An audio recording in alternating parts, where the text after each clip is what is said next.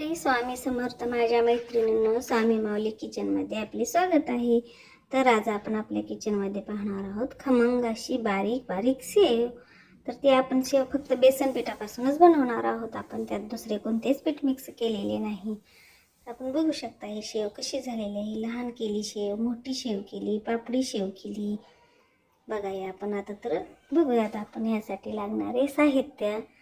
हे मी बेसन घेतलेलं आहे आणि त्या बेसनमध्ये मी लाल तिखट असे चाळणीने चाळून टाकलेले आहे.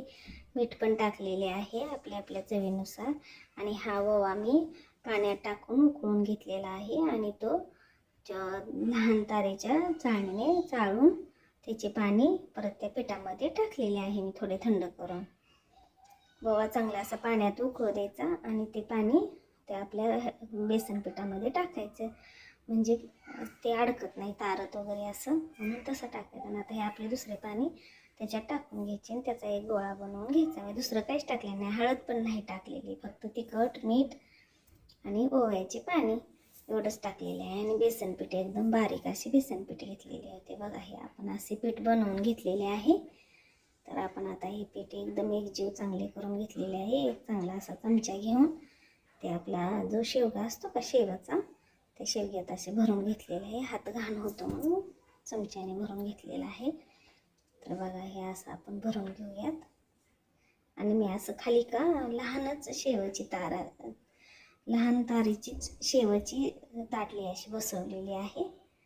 बघा एकदम छोटीशी असते, त्याच्यात 2-3 असते प्लेटा, ती मी लहानच प्लेट बसवलेली आहे. तर आपलं आता तेल तापलेलं आहे, एकदम जास्त कडक पण होतेच नाहीत. बघा हे असं मस्त अशी शेव पाडून घ्यायची.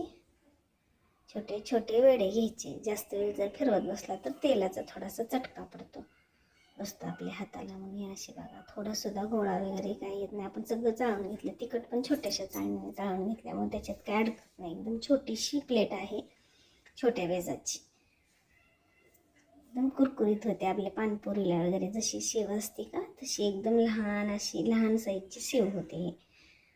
2-3 प्लेट आहेत, मोठी प्लेट आहे, लहान प्लेट आहे, 3 नंबरची, 2 नंबरची. ही माझी 1 नंबरची प्लेट आहे, एकदम लहान. बघा अशा पद्धतीने मी शेव करून घेतलेली आहे.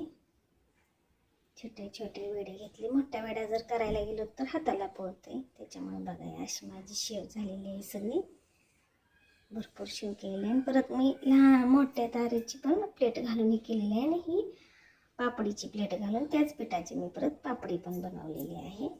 मोठी तारेची शेव आणि लहान पण शेव आणि मोठी शेव, लहान शेव आणि पापडी शेव असं मी त्या पिठापासूनच बनवलेलं आहे. तर बघा तुम्हाला आवडली असली तर तुम्ही पण करू शकता. आवडली का? कुरकुरीत एकदम झालेली आहे. मी नाही दाखवलं तुम्हाला कुरकुरीत झालेली. तुम्ही पण करू शकता. एकदम घरी एकदम स्वच्छ स्वच्छ आपल्या आपल्या घरी करून खायला येते. विकत्रीची आणण्यापेक्षा घरच्या घरी आपण एवढ्या थोड्याशा पिठात पण भरपूर शेव होते घरी.